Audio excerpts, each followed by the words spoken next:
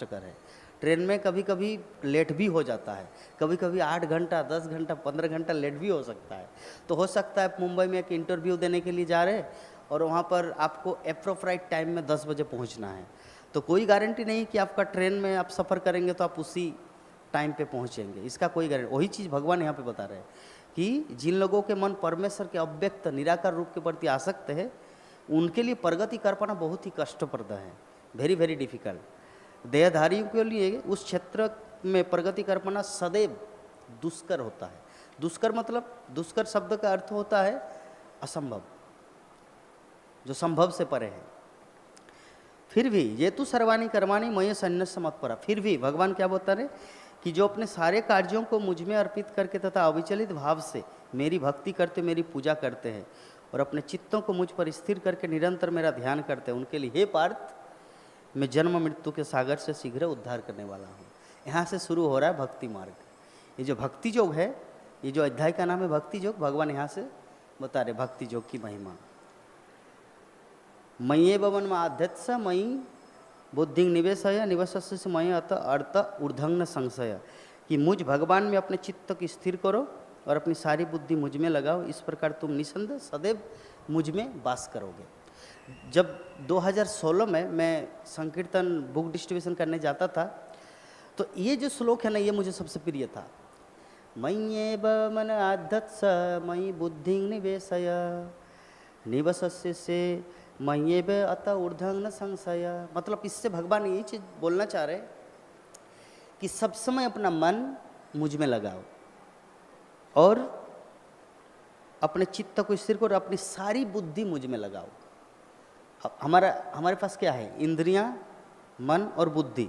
तो इंद्रियां कंट्रोल होते मन के द्वारा और मन कंट्रोल होते बुद्धि के द्वारा। तो इसीलिए भगवान यहाँ पे पहले ही दो चीज़ अपने हाथ में लेने के लिए बोल रहे हैं। भक्ति जीवन में टिके रहने के लिए या भक्ति जीवन में आगे बढ़ने के लिए भगवान श्री कृष्ण ये दो चीज़ हमें ड्राइविंग लाइसेंस दे रहे हैं। मतलब दो चीज़, पहला बुद्धि और दूसरा मन। मन से बोले सदैव मेरा चिंतन करो, मय्येव मन आध्यत्स मयि बुद्धि निवेशय, अपना पूरा बुद्धि मुझे निवेश करो, इन्वेस्ट करो, लगाओ। इससे क्या होगा? निवेशस्य सी मय्येव अत ऊर्ध्वंग संशय, मतलब इससे तुम निसंद मुझे प्राप्त करोगे। ये चीज़ भगवान बोला। तो मान लीजिए कि कोई काम के क्षेत्र में, कोई कार्य फील्ड में, हो सकता है वो ऐसे जगह जॉब करते हैं, ऐसे जगह नौकरी करता है, बिजनेस करता है, जहाँ पर कृष्ण स्मरण हो ही नहीं सकता। तो इसीलिए भगवान आगे बोल रहे हैं कि अथ चित्तम समाधातुम न शक्नोसि मयि स्थिरम अभ्यास योगेन तथा मामिच्छप्तुं धनंजय, कि हे अर्जुन, हे धनंजय, यदि तुम अपने चित्त को अविचल भाव से मुझ पर स्थिर नहीं कर सकते, अगर आप नहीं कर पा रहे, तो जब तुम भक्ति योग के विधि विधानों का पालन करो। यहाँ से शुरू हो रहा है ये जो आज का जो हमारा श्लोक है 10 नंबर, भक्ति योग के विधि विधान। तो अगर तुम अपने मन को, विधि विधान कौन करता है? इंद्रियां, शरीर। विधि विधान तो मन और बुद्धि नहीं करता। मन बुद्धि तो इंद्रियों से परे है। एग्जाम्पल, जैसे मान लीजिए आपका निर्जला एकादशी का व्रत, हम लोग भले ही फिजिकली पानी ना पीते, लेकिन बुद्धि तो पानी पीता है, मन तो पानी पीता है। समझ गए ना? मन तो पानी पीता है। अरे कब खत्म होगा, कब दूसरा दिन सूर्य उदय होगा या सुबह सुबह गुड़ का जल मिलेगा, तो मन तो पानी पीता है, बुद्धि पानी पीता है। तो यहाँ पर भगवान क्या बोल रहे हैं कि मन और बुद्धि अगर मुझ में लगा नहीं पा रहे, जो 7 नंबर श्लोक में भगवान बता रहे हैं, मन और बुद्धि अगर मुझ में लगा नहीं पा रहे, तो तुम क्या करो कि भक्ति योग के विधि विधानों का पालन करो। क्योंकि भक्ति योग का जो विधि विधान है वो इंद्रियों का कार्य है, वो इंद्रियों का कार्य है। और भगवान जो फर्स्ट क्लास भक्ति बोला वो है मय्येव मन आध्यत्स मयि बुद्धि निवेशय, कि अपने मन और बुद्धि अगर मुझ में लगाओगे तो किसी का बाप नहीं है, किसी का मतलब कोई भी तुमको रोक नहीं सकता भक्ति में उन्नति करने के लिए। कोई भी बाधा, किसी भी प्रकार की विपत्ति नहीं आएंगे। लेकिन वो सबके लिए संभव होता नहीं। जैसे मैंने एग्जांपल दिया कि कोई ऐसे परिवेश, ऐसे बिजनेस फील्ड, ऐसे कॉरपोरेट दुनिया, वहाँ पे कृष्ण स्मरण होना डिफिकल्ट है। तो उसके लिए क्या करना है? भगवान बोलते अथ चित्तं समाधातुं, अथ चित्तं समाधातुं न शक्नोसि मयि स्थिरम। वो चला गया क्या? प्रभु जी ने इशारा किया, दरवाजा लगाओ, लेकिन वो तो चले ही गए। यही होता है संसार का नियम, लोगों को बोलते कुछ और है, समझ में आता कुछ और है। उनको लगा कि भागो यहाँ से, मतलब प्रभु, उनको फील हो रहा है कि मुझे बोले कि यहाँ से भागो, लेकिन प्रभु जी बोले जस्ट आप दरवाज़ा लगाओ और उसके बाद आओ।